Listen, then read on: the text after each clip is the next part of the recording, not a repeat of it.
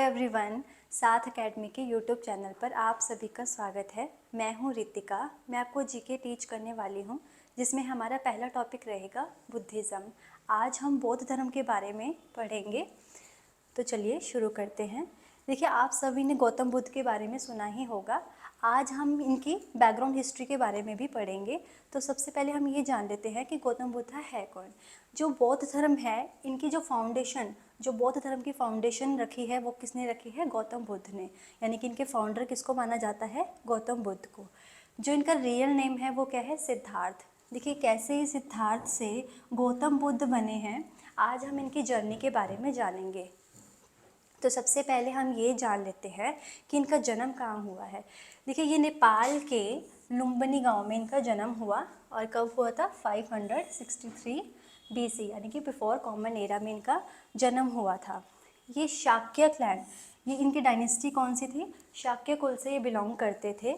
और जो इनके फादर हैं, इनके फादर का नाम क्या है? सुशोधन। और जो इनकी मदर है, उनका नाम क्या है? महामाया। देखिए, 16 महाजनपदों में कोसल की एक जगह थी कपिलवस्तु। वहाँ के राजा थे सुशोधन और उनकी पत्नी थी महामाया। उनसे उनको एक पुत्र की प्राप्ति होती है जिनका नाम है सिद्धार्थ। सिद्धार्थ के जन्म के 7वें दिन बाद ही इनकी जो माता है महामाया, उनकी मृत्यु हो जाती है। और फिर उसके बाद इनका जो पालन पोषण है वो इनकी मौसी के द्वारा किया जाता है, जिनका नाम है महाप्रजापति गौतमी। कौन है इनकी मौसी? महाप्रजापति गौतमी। और जो इनकी मैरिज है वो 16 साल की उम्र में ही कर दी जाती है, जिसमें इनकी वाइफ का नाम क्या है? यशोधरा। अब देखिए, ऐसा क्या कारण रहा था कि इनकी शादी जल्दी कर दी गई। तो जब इनका जन्म हुआ तो इनके राजमहल में एक कालदेव नाम का ब्राह्मण आया था। उन्होंने ये भविष्यवाणी की थी कि जब सिद्धार्थ बड़े हो जाएंगे, ये या तो एक प्रतापी राजा बनेंगे या फिर एक सन्यासी बनेंगे। अब जो दूसरी वाली भविष्यवाणी थी, इसमें इनके पिता सुशोधन को बहुत ही चिंता हो गई कि अगर ये सन्यासी बन गए तो इनका जो राजपाट है वो कौन संभालेगा। तो उन्होंने ये निर्णय लिया, ये डिसाइड किया कि वो इनके लिए एक विशेष तरह का राजमहल बनाएंगे, जिसमें कोई भी बूढ़ा व्यक्ति नहीं होगा, जहाँ पर कोई भी दुख नहीं होगा। तो उस राजमहल में सिर्फ सुख सुविधा थी और जवान लोगों को ही रखा जाता था। और कई बार क्या होता था कि सिद्धार्थ जब बचपन में अपने दोस्तों के साथ खेलते थे तो वो पेड़ के नीचे संन्यास की मुद्रा में मेडिटेशन के फॉर्म में बैठ जाते थे। और इस पर उनके जो पिता थे सुशोधन, उन्हें बहुत चिंता होने लगती थी। तो उन्होंने सोचा कि अगर इसकी शादी करवा दी जाएगी तो ये सन्यासी के पद पर भी नहीं जाएंगे, जिम्मेदार हो जाएंगे। तो उन्होंने ये डिसाइड किया कि इसकी शादी करवा दी जाए। तो इनकी शादी किससे हुई है? यशोधरा से इनकी शादी करवा दी गई। और उसके बाद, इनकी शादी के बाद इन्हें एक पुत्र भी होता है जिसका नाम क्या है? राहुल। राहुल का मतलब ही क्या होता है? बंधन।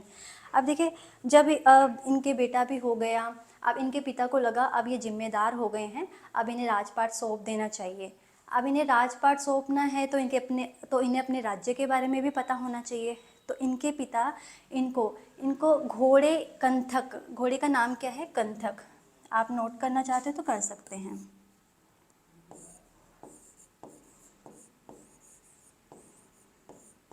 घोड़े का नाम है कंथक। और जो सारथी है उनका नाम है चन्ना। तो उनके साथ राज्य की सैर के लिए भेज देते हैं ताकि वो अपने राज्य के बारे में जानें।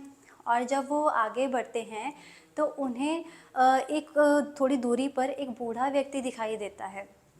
तो इनकी कुछ 4 साइट्स हैं, वो जान लेते हैं। प्रिंस सिद्धार्थ की ये 4 साइट्स भी मानी जाती हैं। तो सबसे पहले ये आगे बढ़ते हैं, इन्हें एक बूढ़ा व्यक्ति दिखाई देता है जो झुका हुआ होता है। अपनी उम्र के कारण ये क्या है? झुक गया है। तो जो सिद्धार्थ है वो चन्ना को रथ रोकने के लिए कहते हैं और वो पूछते हैं कि ये व्यक्ति कौन है। जैसा कि मैंने आपको पहले बताया कि इन्हें विशेष तरह के राजमहल में रखा गया था, जहाँ इनको दुख का नहीं पता था और बुढ़ापा क्या होता है ये भी नहीं मालूम था। तो फिर ये पूछते हैं ये व्यक्ति कौन है। तो ये बताता है चन्ना कि ये व्यक्ति अपनी उम्र बढ़ने के कारण झुक गया है और ये बुढ़ापा हर किसी पर आता है। और फिर ये आगे बढ़ते हैं तो ये सिद्धार्थ बड़े परेशान हो जाते हैं कि एक दिन मैं भी बूढ़ा हो जाऊंगा, मेरे पिताजी भी बूढ़े हो जाएंगे। फिर आगे बढ़ते हैं तो इन्हें एक बीमार व्यक्ति दिखाई देता है जो अपनी पीड़ा के कारण चिल्ला रहा होता है। तो चन्ना इन्हें बताते हैं कि ये व्यक्ति रोग ग्रसित है, बीमारी किसी को भी हो सकती है, अपनी बीमारी के कारण ये व्यक्ति चिल्ला रहा है। तो ये फिर से बहुत परेशान हो जाते हैं। अब ये आगे बढ़ते हैं, आगे इन्हें एक अर्थी यात्रा दिखाई देती है। ये देखिए, इन्हें अर्थी यात्रा दिखाई देती है। कुछ लोग अर्थी को लेकर जा रहे होते हैं। तो सिद्धार्थ चन्ना से पूछते हैं कि ये कौन है। सिद्धार्थ को बताया जाता है कि ये व्यक्ति मर चुका है, यानी कि जो भी व्यक्ति जीवन लेता है उसका मरना निश्चित है। तो सिद्धार्थ जो है वो बहुत ही परेशान हो जाते हैं। इन तीनों से उनके अंदर एक वैराग्य का भाव जाग जाता है, यानी कि उनके अंदर एक इमोशंस आ जाते हैं कि दुख क्या होता है, जबकि उनको इन सब चीज़ों को पहले पता ही नहीं था। फिर वो आगे बढ़ते हैं, आगे जाके उन्हें एक पेड़ के नीचे सन्यासी बैठा दिखता है जो मेडिटेशन कर रहा होता है। तो सिद्धार्थ चन्ना से पूछते हैं कि यह व्यक्ति कौन है। तो चन्ना बताते हैं कि यह व्यक्ति सन्यासी है जो अपने जीवन में मोह माया सुख दुख सब चीज़ का त्याग कर चुका है और सिर्फ मेडिटेशन करता है, इसको जीवन से कोई लेना देना नहीं है।